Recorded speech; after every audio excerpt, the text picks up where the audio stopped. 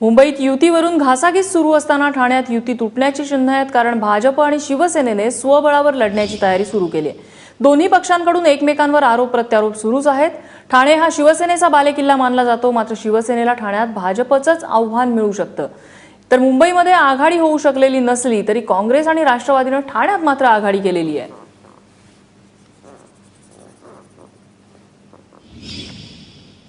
आमची सुद्धा पूर्ण जागांची तयारी केलेली आहे। आम्ही मुंब्र्यामध्ये सुद्धा मुंब्रा, दिवा, कळवा त्या ठिकाणी सुद्धा आम्हाला एका ठिकाणी 15-15, 20-20 मुंब्र्यामध्ये इच्छुक अर्ज लोकांनी भरलेले आहेत। त्याच्यामुळे केवळ आणि केवळ युती किंवा युतीशिवाय आम्ही लढण्यासाठी समर्थ आहोत। युती जरी झाली नाही तरी देखील जवळपास सर्वच्या सर्व जागा या लढण्याची आम्ही तयारी ठेवलेली आहे। आमच्याकडे सर्व उमेदवार हे उपलब्ध झालेले आहेत आणि आम्ही चांगल्या प्रकारची लढत देऊ अशी आम्हाला अपेक्षा आहे। आमच्या एवढ्या सीट येतील, मला एवढी मतं पडतील, हे कुठल्याही राजकीय नेत्याने बोलणं हा अभिनिवेशाचा भाग आहे। तो मतदारांचा अधिकार आहे आणि आम्ही तो मतदारांवर सुपूर्द करतोय।